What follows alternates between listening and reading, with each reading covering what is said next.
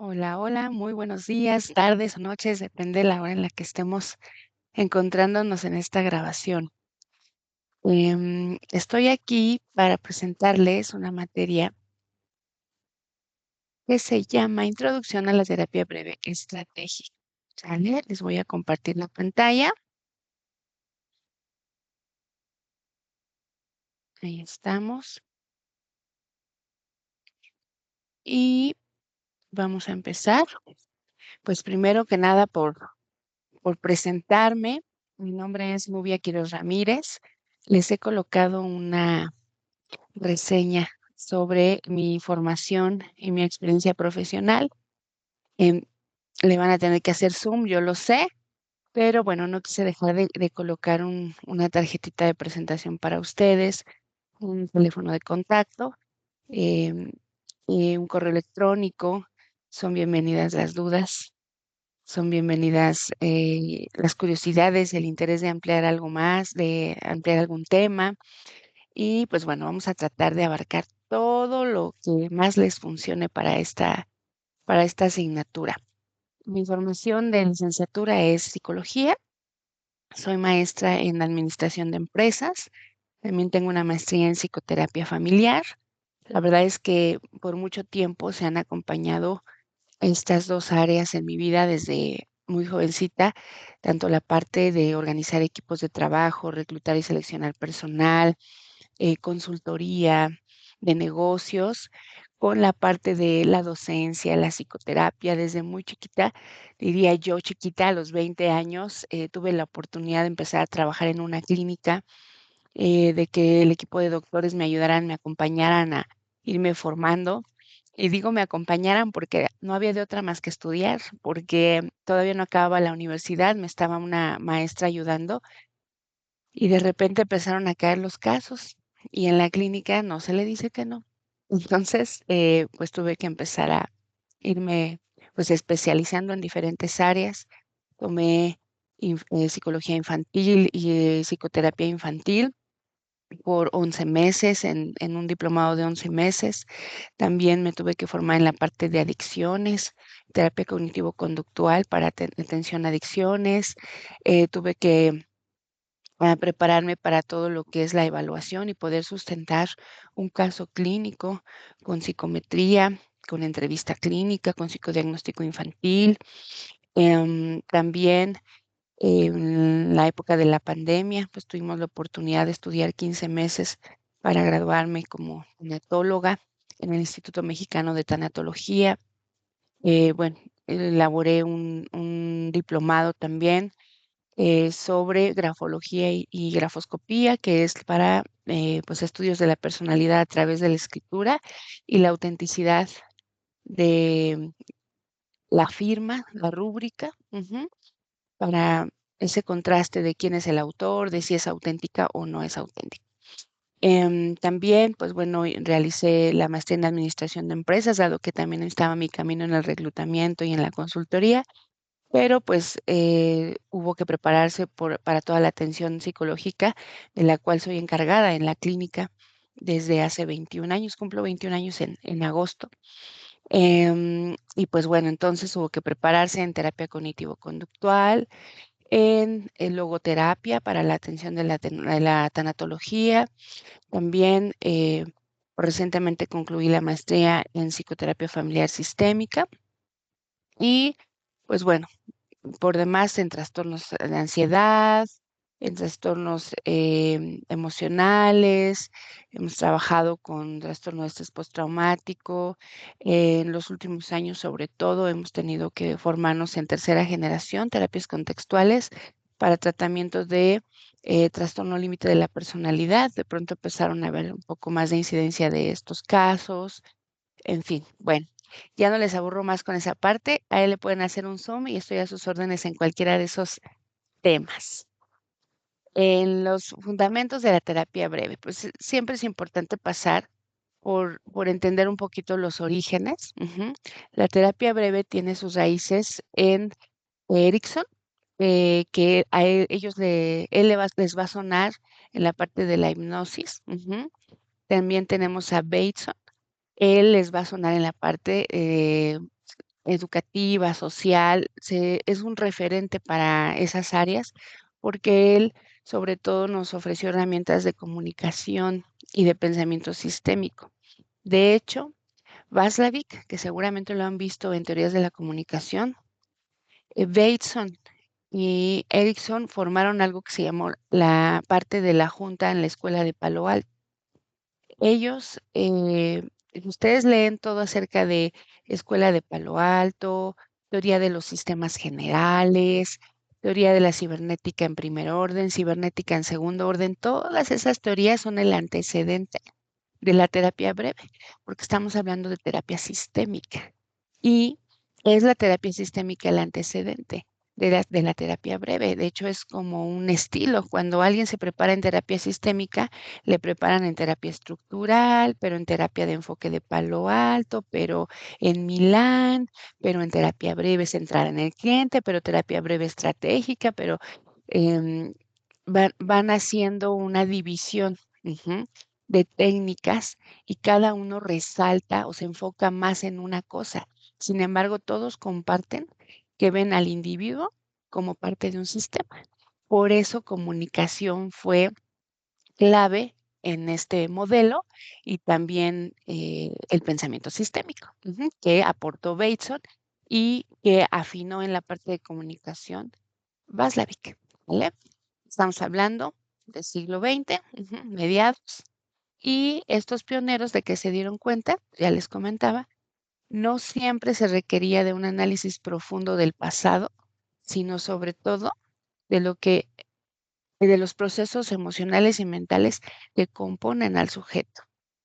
Que si bien sabemos, tenemos la referencia del psicoanálisis, de que no hay manera de que tú hoy el de 20, el de veintitantos, pues no coexista con la información inconsciente y subconsciente del de el vientre, 1 año, 10 años, 11 años y el de 20, ¿no? Entonces sabemos que toda esa información coexiste, pero el argumento de la escuela de Palo Alto que antecede a la terapia breve es que no siempre se requiere de un análisis profundo del pasado para dar atención a una problemática o sintomatología del presente. Descubrieron que hay cambios estratégicos que las personas o los sistemas pueden hacer que si se aplican en el momento adecuado, pueden hacer una transformación significativa en la vida del individuo. Esa parte es la que está en discusión entre las terapias cognitivo-conductuales, que propiamente la mamá de los de tercera generación que están ahorita es la TCC, y la tercera generación, DBT, terapia de activación conductual, de aceptación y compromiso. Entonces, la mamá, terapia cognitivo-conductual. Y el psicoanálisis es lo que más contrapuntearon. A ver, no queremos que solamente se fije en su presente ni en su conducta actual, porque entonces nos está atacando el origen. Y no es así. En realidad, si ustedes profundizan en estas corrientes, realmente sí tomamos en cuenta todo lo que ha formado al individuo. Y eso, por supuesto, que incluye su pasado. Ese le llamamos el contexto. Y que ahí podemos encontrar el origen. Y claro que utilizamos teoría psicodinámica para explicarlo.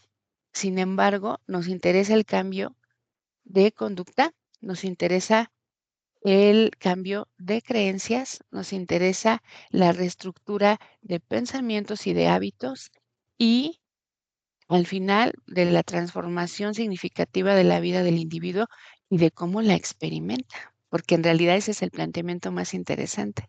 Cambiar la vida del individuo no depende de que cambien su sistema de afuera, las personas con las que convive. No depende de que el jefe, la mamá, la pareja tengan ese cambio favorable que el individuo necesita. No, no. Siempre se les dice, el objetivo de que tú estés aquí debe ser un objetivo que puedas cumplir tú. No puedes venir y decirme que uno de tus objetivos en psicoterapia es que entienda, me usan mucho esa palabra, apenas hablaba con un chico, de hecho, me dice, es que De verdad que todo se arreglaría solamente si me entiende, me decía, ¿no? Con que me entendiera, ojalá entendiera ella, me decía, ¿no? Entonces, pues sí puede ser que tú participas en algo, ¿no? Le decía, siempre tenemos un porcentaje como parte de un sistema, en este caso era una pareja, y tu participación, tu porcentaje, pues está en cómo te comunicas, en expresar lo que sientes, en que tú tomes la responsabilidad de tu sentir, en fin, ¿no? Pero no en que ella necesariamente entienda, porque entendía, era como un sinónimo de que cambie, ¿no? O sea, todo fuera como me entendió un concepto, pues se lo mandamos bien redactadito para que lo entienda, pero se refería a causar un cambio de conducta a partir de que entendiera. Él se refería a una comprensión y a que empatara con su forma de pensar.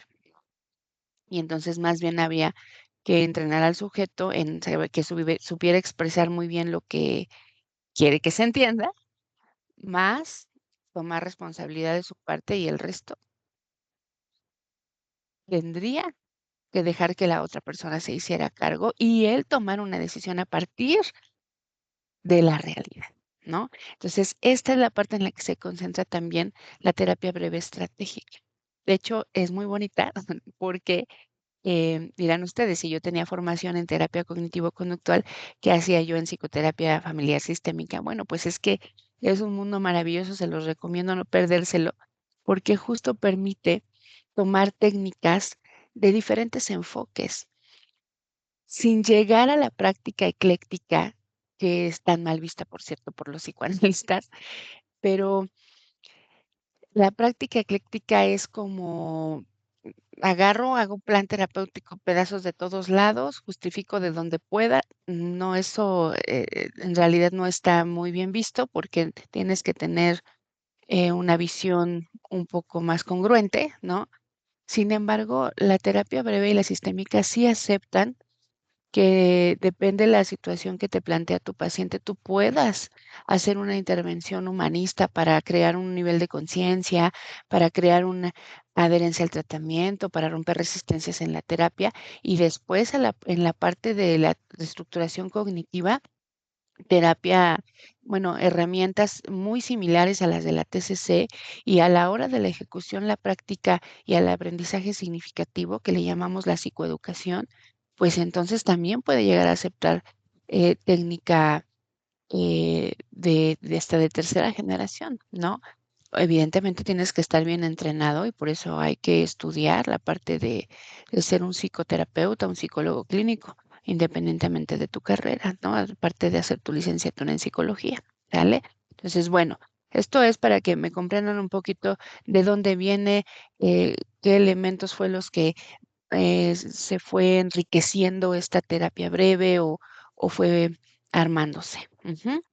Les decía, el Mental Research Institute se conoce más común como la Escuela de Palo Alto, que es la que les estuve platicando, porque en realidad se llevó a cabo ahí en Palo Alto, California, pero también es el MRI, ¿no? Por sus siglas en inglés.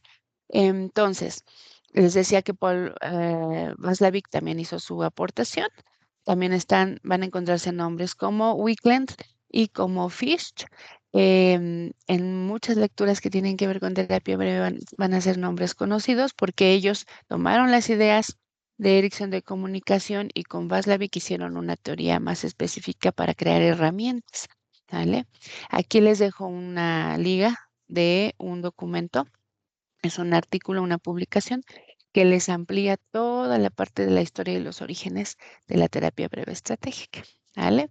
También tenemos ahora la presentación de los modelos de intervención de terapia breve. Aquí es terapia breve, le quité la palabra estratégica, ¿sale? ¿Por qué? Porque les decía, tiene sus antecedentes como terapia sistémica, después se genera la terapia breve como una tipo de terapia dentro de las sistémicas y la terapia breve también hay otros enfoques. Ujú. Ustedes están en la introducción de la estratégica, pero es importante que conozcan todos los modelos, ¿sale? Entonces, el modelo de terapia breve centrada en soluciones. La desarrolló Steve DeSession y Berg. Este modelo lo que va a hacer es minimizar el análisis del problema y maximizar la construcción de soluciones. Sus técnicas están basadas en que el paciente vea el vaso medio lleno y no medio vacío y que se centre en cómo puedo construir el camino si ya estoy aquí parado. Esa es la construcción de soluciones maximizada por encima de la problemática que se esté presentando. Ujú. No hace un análisis exhaustivo ni resalta la situación problemática. Se va por las herramientas y la construcción de soluciones del paciente. Va a identificar como primera instancia las excepciones del problema, cuando no ocurre, para que el paciente se enfoque y empiece a potencializar los momentos en los que no está presentando el problema, los momentos en los que no lo está viviendo, en los que no lo puede solucionar y por lo tanto tiene que vivir lo otro que esté presente y va a fortalecer no solamente la capacidad de ver la oportunidad en los problemas, sino la resiliencia del paciente, porque si es aquí me gusta mucho un diagramita, es como un diagrama en su mente, quiero que lo vayan construyendo porque es una serie de pasos. Dirigir las preocupaciones es una de las técnicas, porque me voy a centrar en la solución, en el plan. Piensen en esto. Piensen, por favor, una cosa que les preocupe. Yo voy a poner un ejemplo, necesito dirigirles, pero ustedes piensen en una cosa en las que les preocupe y van haciéndolo. Van a dirigir su preocupación y centrarse en la solución, ¿vale? Me decía una señora, me preocupa ponerme mal porque es hipertensa. Dice, me preocupa ponerme mal en el camino y por eso yo no salgo, no paseo. Y entonces ella empezó a desencadenar síntomas de agorafobia. Ya se ponía mal de pensar en que iba a ponerse mal en el auto si veía carretera. Específicamente el miedo era, lo fuimos descubriendo con el diálogo, no era exactamente a que se subiera un poco la presión, era que no tuviera quien la atendiera. Pero entonces tuvimos que ir más al fondo. Y el miedo era, si yo no encuentro quien me atienda, me va a dar un accidente cerebrovascular como a mi hermana que le dio el año pasado y que está en cama y no puede mover del cuello para abajo.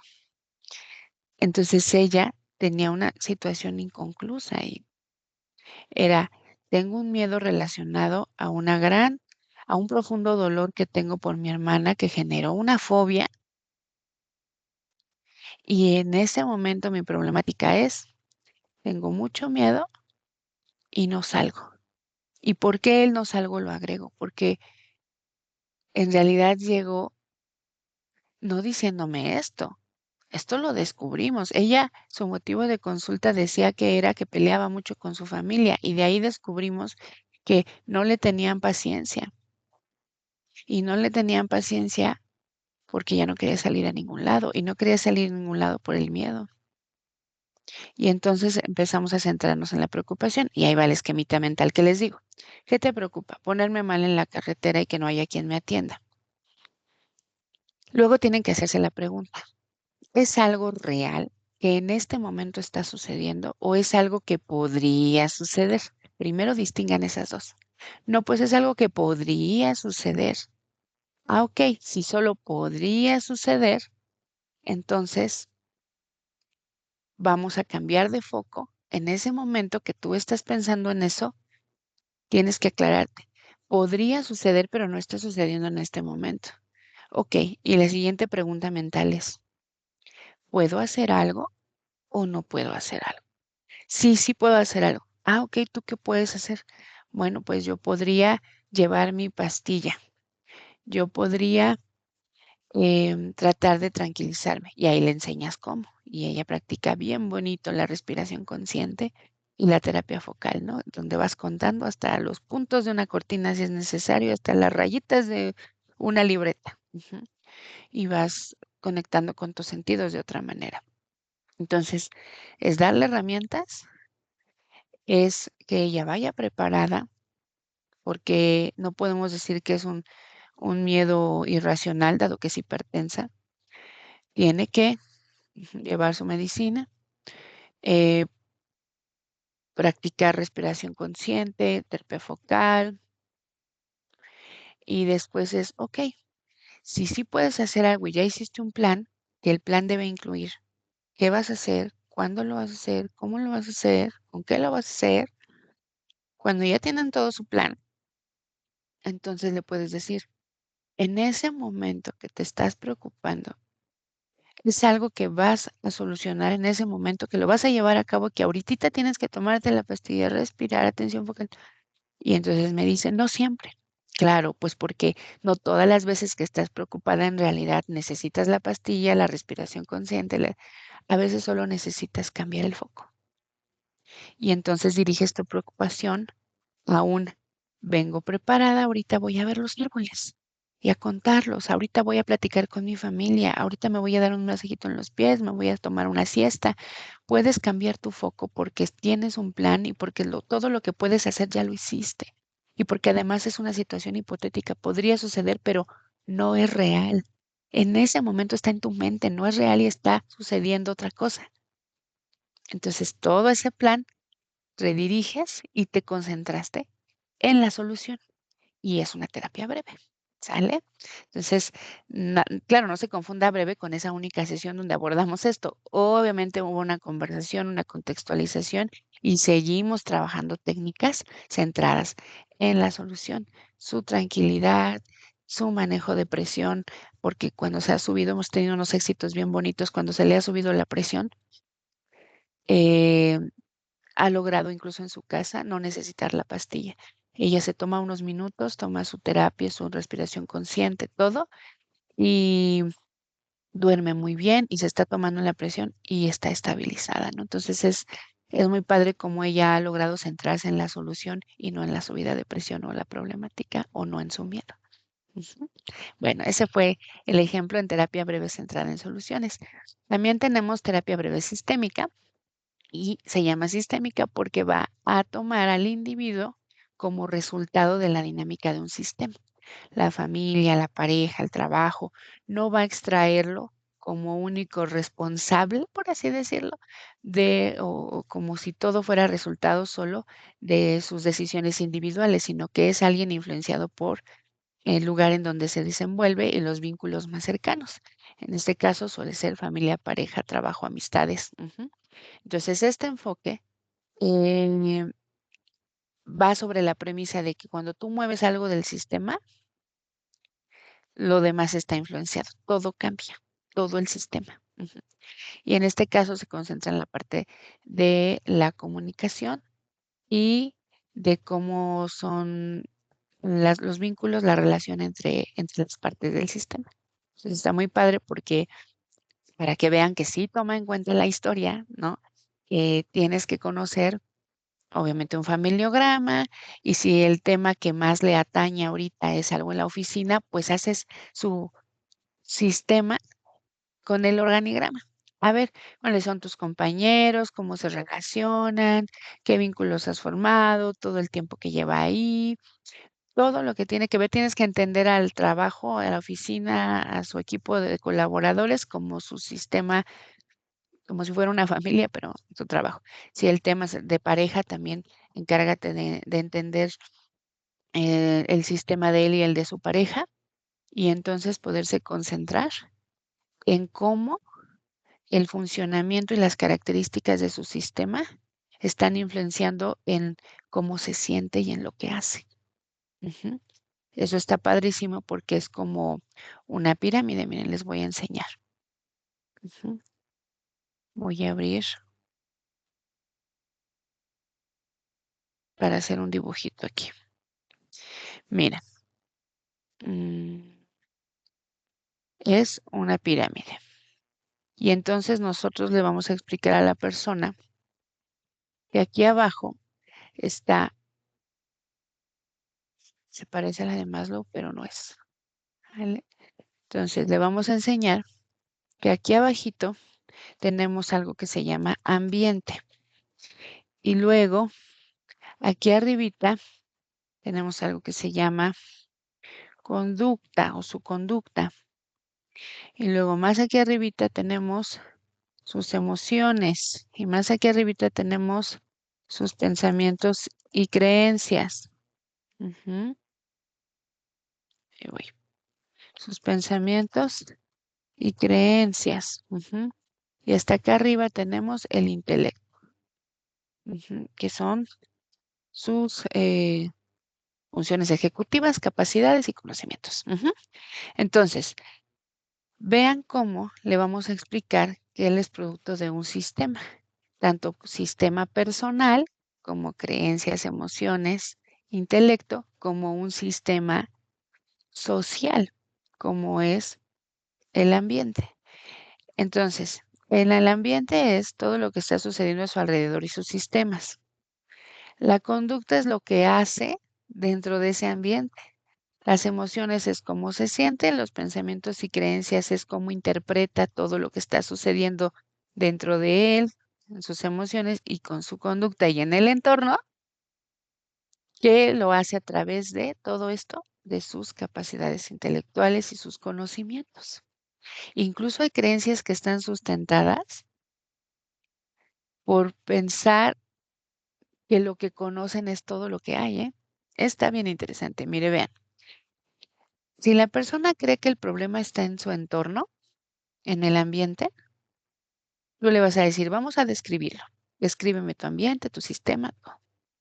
Y entonces la solución va a estar en un nivel antes, en la conducta. A ver, es que está muy tensa la relación con tu hermana en la habitación que comparten o con tu roomie. Sí, últimamente llega mucho de los roomies. Después, ¿qué, qué comportamiento, qué conducta, qué acciones tienes tú? Y cuando hablamos de cómo se está comportando, aunque se justifique porque el otro hace, dice lo que sea, sí está siendo parte de la problemática la conducta que está teniendo.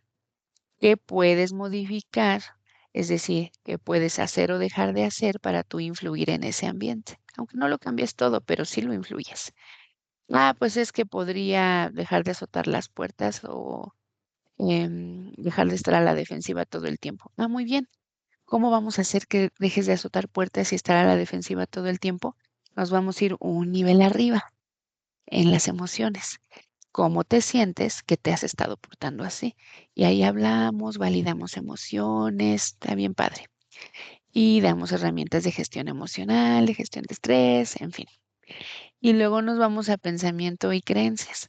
¿Qué creencias y formas de pensar o interpretaciones tuyas están generando que te sientas así? Sí, tengo sentimiento de injusticia, de soledad o de enojo. ¿Por qué? Porque pienso que, y entonces van a ver la parte de sus creencias y aquí en intelecto la psicoeducación. Es que pienso que ya estamos grandes y como ya estamos grandes, cada quien podría, podría saber que estamos grandes y trabajamos y tiene que dejar de hacer ruido a las 10 porque hay que dormir temprano. Bueno, esa es tu creencia, que a las 10 es la hora óptima de dormir. ¿Por qué lo dices si nos vamos al intelecto? Ah, pues porque yo sé que hay que dormir mínimo 8 horas para estar bien en la mañana, no sé qué. Bueno, las 8 horas no es del todo cierto. Y es que ella dice que son 6. Un poco es de todo es cierto. Necesitamos unos 5 ciclos completos para dormir y entonces puedes psicoeducar. Y los ciclos son de 35 a 40 minutos, depende de la persona. En realidad eso nos daría más un promedio de 7 horas que de 6 o de 8 y entonces puedes psicoeducar. Pero se dan cuenta, se trata otra vez de estar concentrado en el problema, de tener una estrategia de concentrarte en la problemática, pero en este caso fue tomando en cuenta todo su entorno y su sistema. ¿Sale? Entonces, vuelvo a presentar donde estábamos y estábamos aquí en sistema. ¿Vale? Ahora vamos a terapia narrativa. También esta es muy bonita porque incluye una práctica breve través de metáforas. Se trata de una reestructuración tanto de identidad, no se refiere a toda su personalidad, sino que se refiere a que tú te des cuenta que está mirando las cosas desde solamente su identidad, solo su perspectiva, y que tú puedes ofrecerle una nueva a través de la narrativa. ¿Cómo se hace? De dos maneras. Una, que él mismo realice una externalización, una redacción de su problemática. Puede reescribir su historia de vida, puede reescribir la problemática que le preocupe, hacer una narrativa. A través de jugar, de cambiar elementos, de crear personajes, de cambiar finales, a través de todo ese proceso cognitivo que lleva narrar, le pueden caer unos 20 muy interesantes, puede tener una catarsis muy interesante y puede encontrar o mirar soluciones que él no había visto. Entonces es muy padre ponerlos a elaborar las historias. Hay una frase que me gusta mucho que dice, escribir, escribir, hasta dejar de mentir. Y eso es ponerte a externalizar todo lo que estás sintiendo, cómo ves el problema, luego ponerte más creativo, más y más y más y decir, ay, pues no es que no sé, pero Nubia me dijo que tenía que ponerme a escribir un montón y la verdad a mí lo único que se me ocurre es que no quiero porque me enoja, porque bien bonito, empieza a fluir todo. Y la otra parte de la terapia narrativa es las metáforas, ¿no? Que tanto han retomado las últimas generaciones de terapia. Y es contar historias que los hagan mirar otra perspectiva de la situación. Ujú. Un ejemplo, les voy a tratar de ir dando ejemplos de todo. Em, Está la metáfora de el oso idiota, me gusta mucho porque es un cuento de Jorge Bucay que participó, claro, de la terapia narrativa, ¿no? Eh, que dice, es como una pequeña historia, pero en realidad, les digo, va siendo una metáfora. Dice, ¿no? Que el oso idiota se refiere a que la letra O, se los voy a contar rapidito, la letra O es de obténlo. Eso que quieres obtener, por lo que te sientes frustrado, por lo que te sientes en problemas incluso, obténlo. Haz todo lo humanamente posible por obtenerlo. Si ya hiciste todo lo humanamente posible por obtenerlo, todo lo que te permiten tus alcances, tus convicciones, tu moralidad, todo en lo que tú bases tus decisiones, si ya hiciste todo lo posible y no hubo manera, entonces pasa a la S, sustitúyelo. No, pero es que no hay manera de sustituirlo. Si ha habido alguien que me ha dicho, no hay manera, no hay manera, no hay manera y se quedan con eso. Bueno, pues entonces pasa a la siguiente O de el oso. Olvídalo. Tienes que retomar otra cosa, tienes que cambiar tu proyecto, tienes que aceptar de cierta manera y adaptarte a la realidad que tienes enfrente. Y ahí hay un acompañamiento grande, pero sí es crear esta conciencia. Y siempre les aclaro, yo no escribí el cuento, no son mis palabras, yo solo soy un vehículo del conocimiento. Y cuando ya les aclaro esto, les digo, ¿sabes por qué se llama el oso idiota?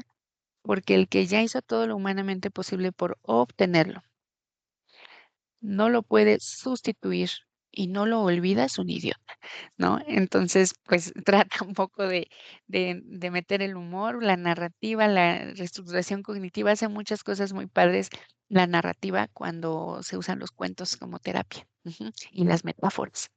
Em, ah, ah, pues bueno, ya les dejo otros para más adelante. Ya se me andaban ocurriendo, pero me voy a esperar. Después tenemos la psicoterapia breve de urgencia y de emergencia. Esta es cuando se trata de estabilizar al paciente. Ujú. Si sucedió una situación que hay que atender en crisis porque hubo un evento traumático agudo, entonces, pues bueno, hay que restaurar el equilibrio psicológico.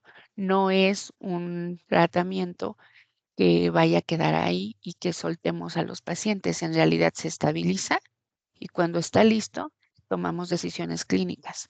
Va a tomar interconsulta con psiquiatría, va a continuar un proceso legal, va a requerir interconsulta con algún médico, nutriólogo, va a requerir una terapia de pareja, una terapia familiar o es solo la individual, pero ya una vez que estabilizaste al paciente, esta es intervención en crisis sobre todo y son técnicas de relajación, de visualización, de catarsis, de validación de las emociones, de gestión de emociones y de regularización emocional. Todo eso es para la terapia breve de urgencia, ¿vale?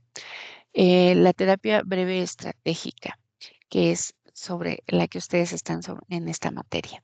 Se centra en romper el círculo vicioso entre el problema y tratar de solucionarlo. Cuando llegan a la consulta, sobre todo en otros años, hoy ha cambiado un poco. Normalmente la gente llega después de haber intentado cosas. Entonces, cuando ustedes preguntan el motivo de consulta, nunca omitan preguntar qué has intentado. Mm, No importa si es, me hice bolita en mi cama e intenté fingir que no pasaba, pero no me sentí mejor. No importa lo que haya sido. Incluso díganles, toda persona tenemos esa defensa, ese instinto. Seguramente has intentado algo, no te preocupes, no, tú has buscado esa parte, platícame y trata de hacerlo ver dónde están esos intentos. ¿Por qué es importante que vea las soluciones que ha intentado? Porque probablemente, muy probablemente para ese momento no han funcionado y hay que sacarlo de ese círculo, hay que sacarlo de esos patrones para empezar a que empiece a sentir alivio. Ujú. Muchas veces se concentran en la primera cita o en las primeras citas en la recabación de datos, en que ustedes tengan su expediente, en ustedes entender el problema y el paciente no se está sintiendo mejor. Y la terapia breve estratégica va sobre que debe sentir alivio desde la primera sesión. Y sí se puede. Ujú. Entonces, averigüen qué ha intentado, qué no ha funcionado, por qué no le ha funcionado, averígüenlo con el paciente, retroaliméntenlo. Y el enfoque también se trata de ser perceptivo reactivo. Tiene que saber cómo está percibiendo su problema, cómo está reaccionando. Mira, tú percibes que las mañanas son terribles por XXX o que en la noche pasa no sé qué tal cosa sobre todo y estás reaccionando de esta manera. ¿Te has dado cuenta que tienes muy relacionada la noche con tal cosa, por ejemplo? ¿O te has dado cuenta que tu cuerpo siente tal cosa? Dime dónde lo sentirás. Eso que tú me dices debe estarse muy vívido. Cuéntame más. Y es la percepción con la reacción que estoy teniendo. Y ahí tú puedes entrar en medio. Ah, ok, mira, cuando tú estás empezando a darte cuenta que se está haciendo de noche y te empieza a dar miedo porque tienes recuerdos y tus pensamientos más rumiantes aparecen cuando empieza a oscurecer, ¿qué te parece que antes de que llegue esa conducta de pelear, de insomnio, de etcétera, qué te parece? Sí, y ahí le metes una recomendación o varias. Ujú. Esto es estratégico, a eso se refiere. Y va a usar paradoja, metáfora, eh, prescripciones o indicaciones de comportamiento específicos en las tareas, de vas a ir y a mí me gusta mucho cuando no saben cómo entender que es la hora de descansar y se activan por procrastinación de sueño, ¿no? Que luego les comento un poco más a fondo, pero ese se me hace injusto irme a dormir ahorita que nadie me está molestando, ¿no? Entonces, eh, me gusta decirles, bueno, van a ir y cerrar muchos cajones, cierran ventanas, cajones y todo, hasta los que no estaban abiertos, me explico. Abren, cierran, esos sonidos de cierre, esa visibilidad de estoy cerrando, los predispone a un, de verdad no hay nada más que hacer en este momento, cierra todo. Pero bueno, eso es un ejemplo de conductas específicas que pueden pedir y todo diseñado a cambios y alivios en pocas sesiones. Ujú. ¿Cuáles son los principios básicos de la terapia breve sistémica? Bueno, que se enfoca en el presente, sobre todo, no en pasado ni inconsciente, que las soluciones intentadas no sean redundantes y por eso deben entenderlas, conocerlas y ofrecer nuevas alternativas. El cambio a través de la acción. Deben priorizar que el comportamiento influencia su forma de sentir, su sistema, su entorno. Ujú.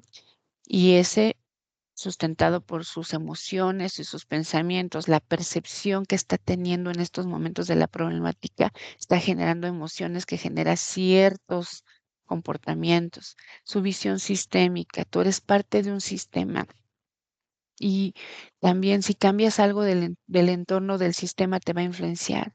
Y en cuanto te influencie y tú también puedas cambiar algo, vas a influenciar al sistema. Y clic, uso de estratagemas o estrategias y tareas específicas, como les vengo mencionando, y los objetivos definidos y de tiempo limitado.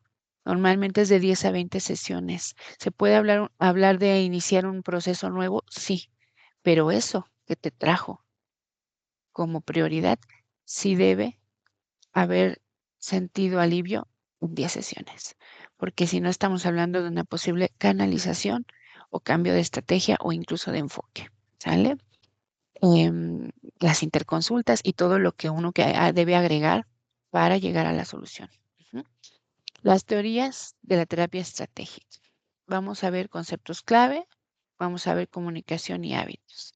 Los axiomas de la comunicación famosísimos. Es imposible no comunicar. Hasta cuando dices no te voy a decir, estás diciéndome algo. Hasta cuando dices en silencio, me dijiste algo. Entonces, los niveles de contenido y relación de la comunicación son, primero, siempre decimos algo, es imposible no comunicar. Segundo, las palabras, la información, el lenguaje no verbal me va dando información, interacción, influencia, van subiendo los niveles de mi comunicación. La puntuación de la secuencia de los hechos significa que yo voy con la comunicación caminando hacia algún lado. Voy con los hechos. No me puedo extraer de, "Ay, ya aventé algo, ¿no? Ya me comuniqué, pero yo ya me extraigo. Yo ya dije lo que tenía que decir. No, tú caminas con los hechos. Y tu comunicación, una vez que empieza a suceder, tiene un transcurso. La comunicación digital y analógica, que es como algo literal y algo de interpretación en la comunicación. Ya en los ejemplos, yo creo que voy a abarcar un poquito más de eso. La interacción simétrica y la complementaria, eh, si está sucediendo solamente como tú y yo al mismo nivel nos comunicamos o necesito preguntar y ser más asimétrica, escuchar, aprender algo de ti, entender algo más. Quiero obtener de ti cosas a través de la comunicación, obtener de ti otra cosa que no sea solo información. Esos serían los complementos. A ver, permítame tantito. ¿Qué pasó aquí? Justo. Y esas son acciones. Se me encimó aquí un video, perdónenme. Entonces, vamos a ver también la parte de los hábitos. Ah, ah, ah. Déjenme quitar este de aquí, se me encimó.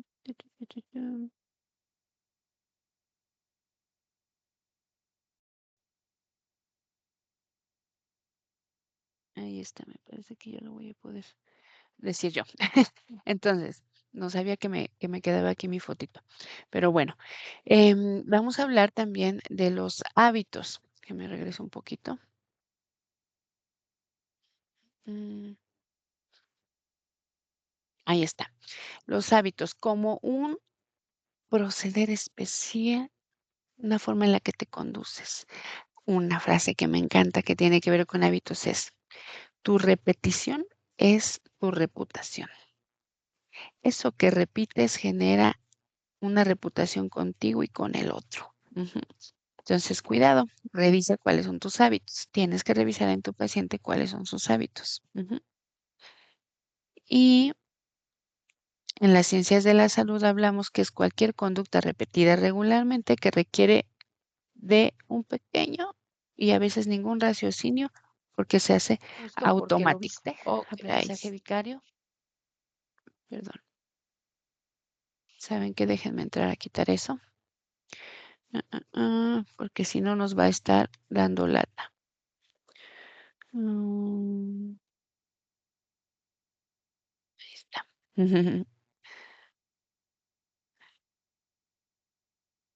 Vamos a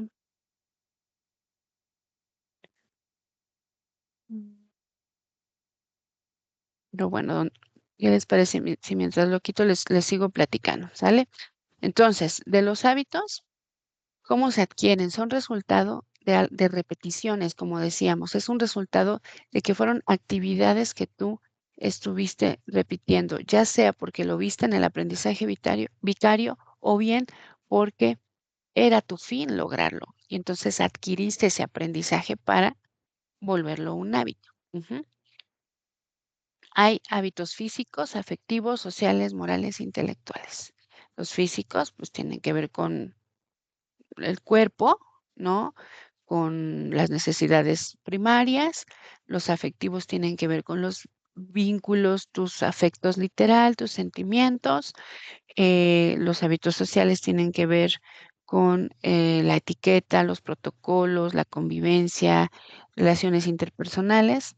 Los hábitos morales tienen que ver con tus valores, tus convicciones, tu ética.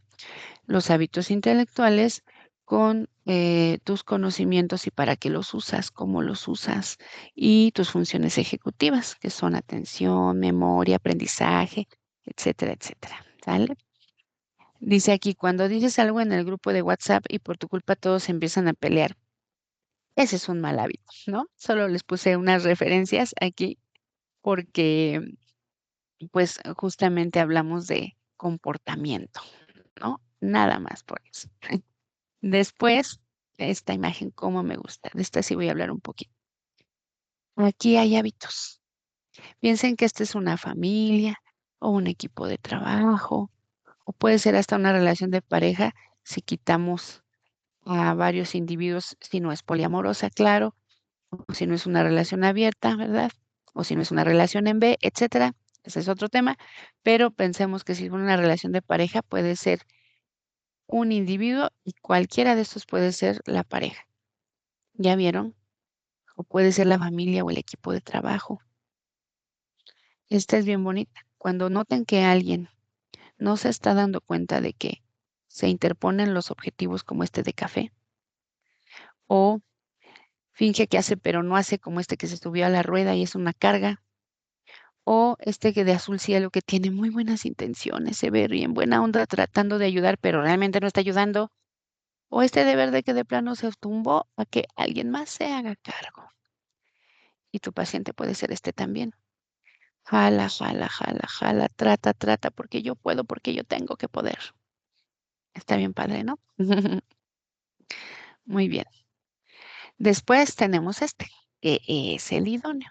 Mira, ¿qué te parece si mejor pensamos en que te rodees de personas que se suban a esta enorme bici y no que anden en carreta? Y entonces, esta enorme bici es un sistema que funciona mejor. Puedes mirar, dirigir, o puedes ser quien apoya de cerca, o puedes ser quien aconseje, dirija, se dé cuenta de algunas cosas y vaya voceando, o puede ser quien le dé permiso al otro de cuando necesita mirar, pero también ir pedaleando. Todos pedalean y trabajan. Qué bonito, ¿ah? Bueno, ¿cómo se evalúan los hábitos? Se evalúan a través de una entrevista y de todas nuestras herramientas de inventarios que tenemos, de escalas, de test, como el de MOS de habilidades sociales, como inventarios de autoestima, como escalas de comunicación, como inventarios de estrés. Todo eso vamos a ver los hábitos. Y por supuesto tu entrevista. Ujú. La observación es que tú lo puedes poner a hacer algo y mirar cómo reacciona. A ver, resuelve este problema. A ver, enfréntate a este reto. A ver, juguemos a esto. Y yo te observo qué conductas repites para enfrentar esas situaciones. Ujú. Y el análisis de casos con terapia breve estratégica. ¿Qué vamos a hacer con este apartado? Que deben recordar cómo es que persiste esta indeseable situación o esta problemática y qué es preciso hacer para cambiarla. Son preguntas que ustedes deben saber de memoria. ¿Por qué persiste y qué podemos hacer para cambiarla? Y les dejé aquí un caso para que podamos ahorita leer y revisar. Me voy a ir aquí. Ajá. para poder revisar cómo es la estructura de la atención a casos con TBE o terapia breve estratégica. Fíjense. Ustedes van a leerlo a detalle, pero yo les voy a compartir las claves, los puntos estratégicos. Mira, es un caso de eh, estrés postraumático. Aparentemente llega por esa situación. Y nos argumenta aquí el autor. La terapia breve estratégica es una excelente opción de tratamiento para el trauma porque cuenta con técnicas que permiten promover, la elaboración de la información traumática, es decir, procesa, valida y a su vez emplea lógica y diálogo estratégicos, es decir, estructuración cognitiva, psicoeducación, ejercicios, regulación, y todo esto permite conducir al paciente con más facilidad y ya diseñas tu prescripción para que vaya aliviando los síntomas y generando nuevas estrategias de afrontamiento a lo que sí sucedió, porque esto no es imaginario, ¿verdad? Ahora, nos vamos a ir al caso.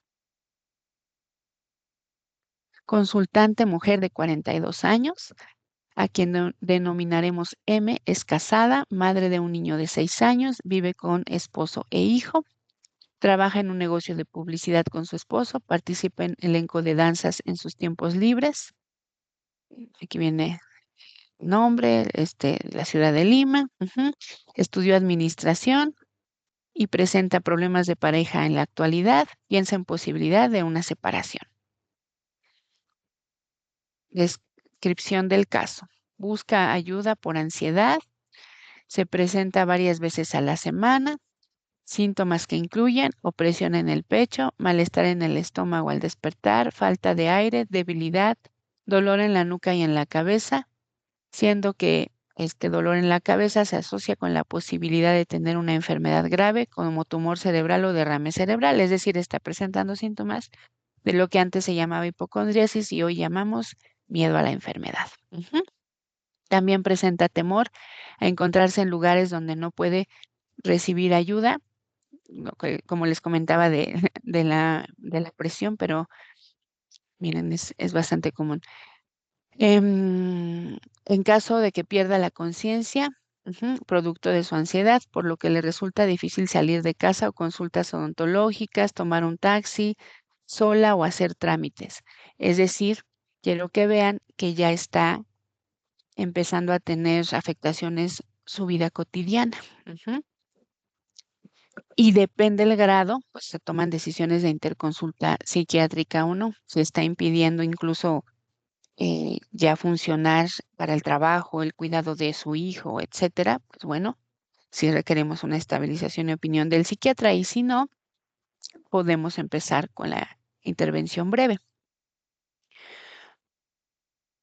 Vamos a avanzar un poquito. Dice, el problema se origina hace 10 años cuando el padre de M sufre un derrame cerebral que lo deja grave. Fíjense, se parece muchísimo, ¿no? A lo que les comentaba de la señora, pero en el caso de ella fue su hermana. Por ello tuvo que recibir cuidados y atención médica hasta su fallecimiento. Entonces, M genera un fuerte miedo a que ella también pudiera sufrir un derrame cerebral, ¿vale? Ahí tiene sus orígenes. Vamos a ir un poquito a ¿Se acuerdan que había que preguntarse qué lo sostiene o lo empeora? Bueno, el miedo de la paciente se alimenta de imágenes recurrentes y muy claras en las que recuerda a su padre grave de salud. Es decir, tiene síntomas de estrés postraumático, que son los flashbacks. Recuerdos que ella intenta eliminar, pero no puede, ni prevenirlos ni eliminarlos, ¿no? Vamos a avanzar un poquito.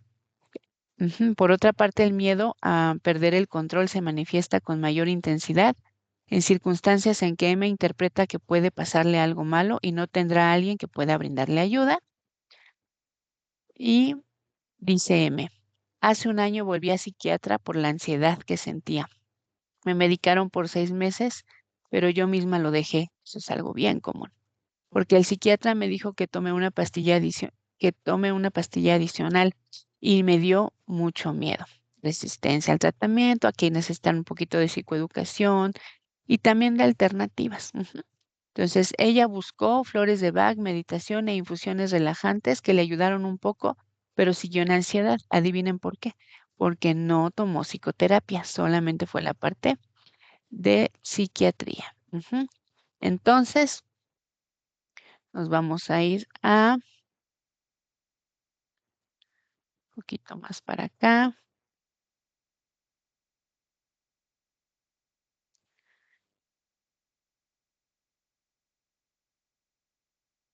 Poquito. Aquí, ¿qué es lo que hace actualmente con el problema? En ocasiones llama a su esposo para que regrese más temprano del trabajo porque piensa que si pierde la conciencia debido a la ansiedad, habrá alguien que la vea y le puede brindar atención pronto. Sin embargo, a su esposo nunca le llega a explicar todo esto tal como lo piensa, puesto que experimenta vergüenza. Simplemente le dice que se siente un poco mal. Y entonces es donde nos damos cuenta que el sistema siempre sí influye. Ujú. Y si se dan cuenta, es como de los miedos más terribles que existen, es miedo al miedo, ¿no? O sea, me da miedo mi ansiedad, me da miedo mi propio miedo y entonces está dominando sus conductas. Ujú. Y ahí aplicamos la pirámide. ¿Qué sabes sobre el trastorno de ansiedad? Intelecto. Pero, ¿cuáles son tus creencias? ¿Cómo estás interpretando tu realidad que te está haciendo sentir de esa manera? Y esas emociones están provocando estas conductas que influyen en tu entorno y que a su vez te provocan otras problemáticas, ¿vale? Y después vamos a ir a ver metas terapéuticas, reducir niveles de ansiedad, ujú, y la variedad de síntomas que ha implicado su ansiedad y reducir la afluencia e intensidad de pensamientos catastróficos. Hay que ser así de puntual en los objetivos, ¿vale? Vamos a, dice, propiciar la elaboración de la información de carácter traumático. Es decir, que tiene que procesar lo que pasó con su papá, ujú, la cual se manifiesta en forma de analepsis, que a su vez, o sea, genera todos los síntomas, ujú, y la ansiedad en M, ¿vale? Y de ahí vamos a plantear las estrategias para afrontar miedo, ansiedad, para tratar de regular las emociones más fuertes y sensaciones más fuertes que está experimentando y que se dé cuenta que ella puede tener herramientas y no entrar en pánico, sino entrar en acción. Ujú. Técnicas que se van a emplear, técnica de escenario más allá del problema, una visión más amplia. El diálogo estratégico es contigo en terapia, las metáforas que ya hablé un poquito de ellas. Novela del trauma tiene que ver con terapia narrativa. Ya la parte de técnicas tenemos que abordarla en otras sesiones, ¿sale? Para no revolverlos. Y entonces está bien interesante porque les viene aquí, primera sesión, se recogió la información, o sea, es un ejemplo de cómo pueden ustedes elaborar el plan de intervención. Ujú. Se tomó la información referente a cómo está funcionando el problema, la sintomatología, la intensidad, etcétera, etcétera. Realizan un encuadre del proceso terapéutico, le explican que en promedio son de 10 a 20 sesiones, que duran 50 minutos, las reglas del juego, ¿verdad? Tiene que ser puntual, que debe de comunicarse, de que deben ser abierta, que es un espacio libre de prejuicios, que puede utilizar el lenguaje que esté acostumbrada, toda la parte del encuadre. Y entonces, en las siguientes, bueno, ya hacen alguna recomendación para las sensaciones más fuertes que experimenta para que se lleve un aprendizaje, una atención en esa sesión. No solo es recabación de información que damos. Y segunda sesión viene, revisan la tarea que le hayan dejado, que es la aplicación de a lo mejor la respiración consciente, a lo mejor le dejaste un registro de pensamientos y sensaciones. Revisan, le preguntan cómo están, hacen un poquito de atención flotante, se llama, que es escuchar lo que tenga que decir en general, cómo te fue, cómo estás, quieres contarme algo relevante de la semana, pero revisamos la tarea. Ujú. cómo se siente y seguimos avanzando en el proceso sobre qué es lo peor que puede suceder. Cuéntame el peor escenario hipotético y también el peor real que sucedió en la semana o en el mes. Y entonces trabajas una técnica sobre ese escenario que te comenté, ¿no? Que fue lo que hicieron aquí. Luego vienen, dice, indica que hace 2 días despertó un poco ansiosa y sentía opresión en el pecho e inquietud. Tuvo ideas de posibilidad de enfermar, es decir, se activó toda su sintomatología en ese momento. Ujú. Y entonces tú escuchas y haces un registro de si alguno de esos 2 días tuvo algún logro. Bueno, pero ¿y qué hiciste después? Me eché agüita en la cara, abracé a mi esposo, me puse a hacer ejercicio, leí, te mandé un mensaje, en fin. Ujú. Que sea muy consciente ya de que está en un proceso de centrarse en la solución y de centrarse en estrategias para solucionarlo. Ujú. Y bueno, aquí lo que hicieron con ella fue una métrica. Se empleó primero una hipnosis y a través de la hipnosis, mm, por ejemplo, hay técnicas de visualización y de programación como el MDR, y les recomiendo echarles un ojito, que usa un termómetro interno del 1 al 10, qué tanta tranquilidad sientes, del 1 al 10, qué tanto te perturba. Y a través de la meditación y la relajación, le vas enseñando un escenario más favorable a respirar y le vas preguntando, ahorita que miras la situación en tu mente, qué tanto te perturba y normalmente va bajando. Si me perturbaba un 10, ahora siento un 8 y sigues relajando y sigues haciendo una visualización positiva hasta que consigas un 4, 3, algo que se vaya con la sensación de que es algo más manejable. Ujú. Y eso fue lo que hicieron en esta tercera sesión. Ujú.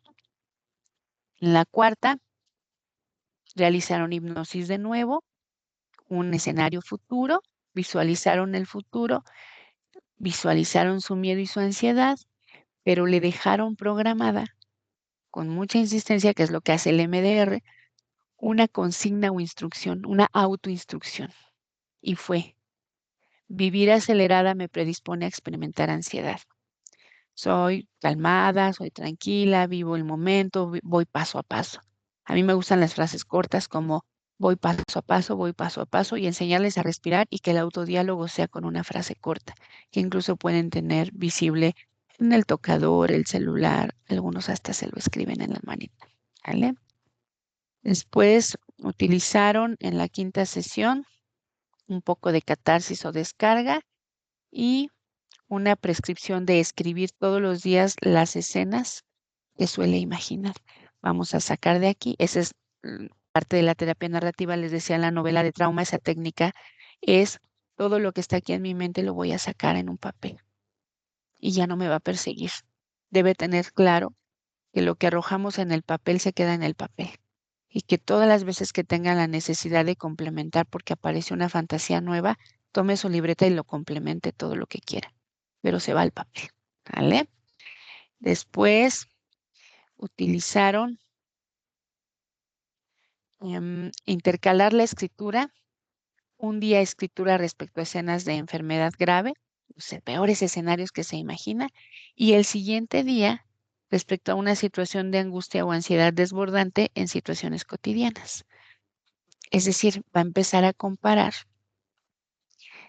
el desborde que tiene al imaginar los peores escenarios de una enfermedad y al imaginar y una redacción consciente de cómo está respondiendo su angustia, su ansiedad ante situaciones cotidianas, como tener que ir a pagar algo al súper.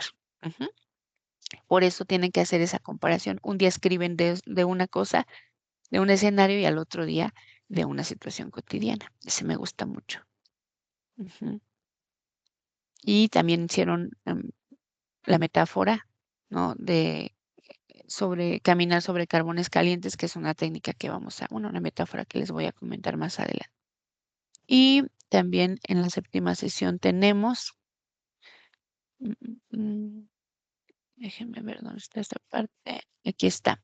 Igual mediante la escritura, ujú, va a plasmar una imagen, una escena imaginaria, ujú, pero la va a escribir detalladamente y después, cuando refiere su problema, aquí específicamente es la pérdida de conciencia, es qué es lo peor que podría pasarte. Ujú. Y van a distinguir lo real de lo hipotético.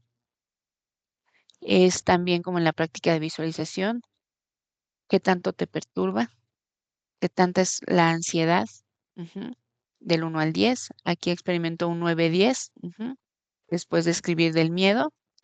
Y dice, se deja la tarea de que debe escribir diariamente hasta la siguiente sesión sobre escenas donde imagine la pérdida de la conciencia.